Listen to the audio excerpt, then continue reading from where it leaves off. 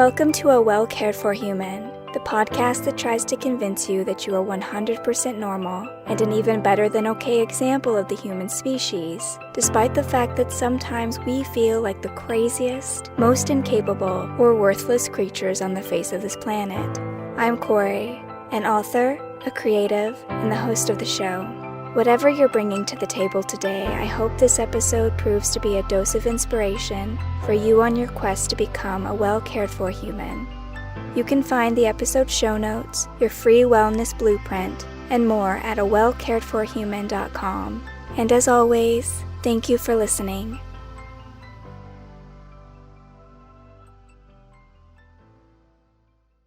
Hello humans, it's me again, your host Kory, and today I want to talk about your third essential tool, affirmations. First of all, what do I mean by affirmation? An affirmation is to affirm something. Obviously, you probably already knew that, but more specifically, it's a positive statement, such as, I am healthy, wealthy, and wise. I am successful. I am beautiful. People like me, and so on. And I feel like I need to begin this episode by saying up front that I resisted the concept of affirmations for the longest time. I thought they were super hokey and something that desperate people did. I always put more stock in what I do rather than what I say, so I just couldn't understand how me repeating, I am successful 20 times a day was going to help me more than me actually spending those 5 minutes doing something to improve my chances of success, like send the job application or write the story.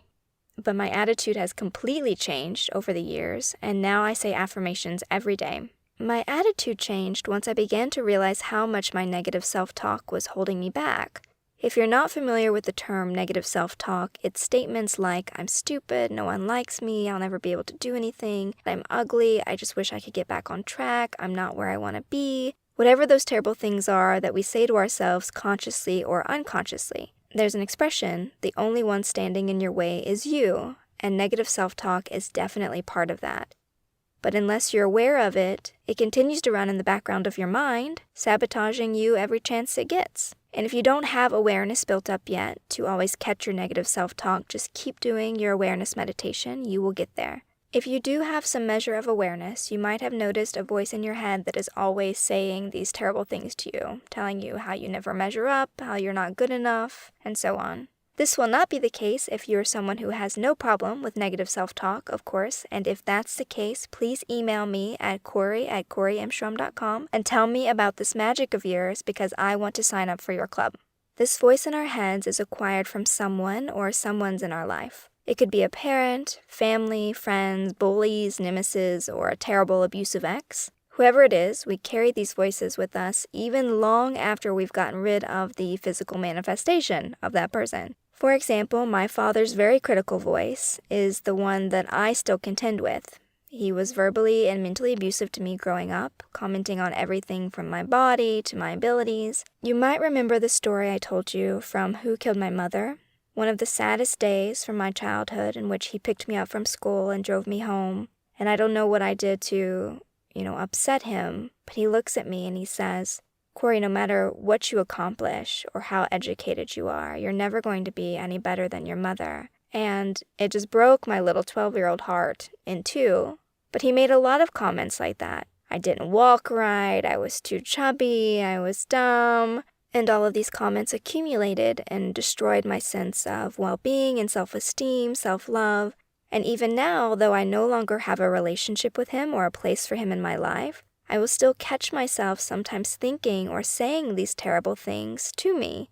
It'll be something like, I can't do it, I'm not strong enough to do that. Or sometimes it's even full obstructions to my emotions. Like if something terrible happens to me, I can hear him saying, you don't know what pain is, you don't know what hardship is, you don't know what real suffering is, which, completely invalidates my experience, whereas the healthy thing to do would be to feel the feelings, accept them, and move through them. So it wasn't until I realized what a powerful antidote affirmations were to this brainwashing, let's call it what it was, that I really took to them. Because affirmations are a wonderful way to take your power back and to rewrite any of the negative stories that you might be telling yourself about yourself. When you have an affirmation, you're essentially saying, I don't believe that stuff anymore, whatever the terrible negative stuff is. This is what I believe about myself and my abilities. So it's a great way to retrain your brain to think differently and to see the world differently.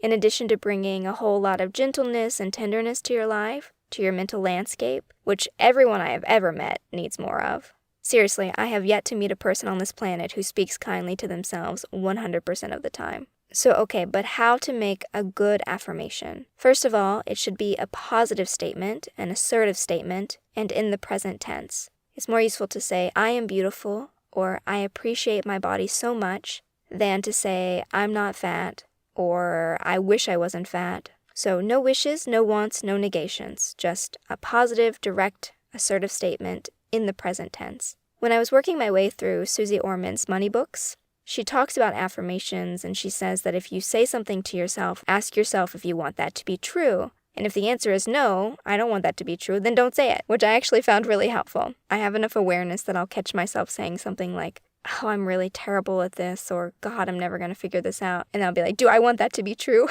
If the answer is no, I'm like, okay, no, I am capable, I can do this, I am super smart, I will figure this out. I've also found that short and simple affirmations are best, if only because I have to say them like 20 times, so they need to be able to be said easily. I've heard people recommend that you should only have one affirmation at a time, and so I tried that, but it ended up being a really long and complicated sentence because I want a lot of things in my life. So it was really hard to just say it even one time, let alone 20 times back to back. So having just one affirmation, it never really felt right to me. Instead, I have anywhere from 3 to 6 affirmations at a time. Whatever feels most pressing to me in that period of my life, I just have those, and then I keep saying them until they feel true, till they feel absolutely right. When I begin to read them and they no longer feel emotionally resonant, so it's like, of course this is true, then I can think about maybe replacing it with something else. As for how to practice affirming, some people recommend writing it down. Just write out your affirmations 25 times a day, but for me that took way too long because I wanted to have like 5 affirmations. I don't want to be writing out 125 sentences for funsies every morning, if you know what I mean. I've also heard that looking at yourself in the mirror while saying them helps. This was another technique that I tried, but I found that staring myself in the eyes while saying things that I hoped were true felt really aggressive, almost like a challenge, so I had to stop looking at myself. I couldn't handle it, but hey, maybe you might love it. For me, I found it more useful to just have a piece of paper with my 5 or 6 affirmations written on it, and then I would just read them aloud every day, and I'd repeat each one 20 or so times. But what really kicked it into high gear for me was when I started doing this with feeling, with emotion. Like, wow, it was like a jujitsu power move or something, I'm not kidding. For example, if my affirmation was, I love and appreciate my body so much, I could say that 20 times without really putting any emotional investment into the sentence. But if I'm actually conjuring up this kind of love feeling for my body, and I say it, and I'm like, I love and appreciate my body so much. I love and appreciate my body so much, and I'm actually like trying to conjure that emotion. I don't know, it just sinks in better, or at least it did for me. So I do recommend, throwing the emotion behind it if you can muster it. That said, I did encounter some resistance.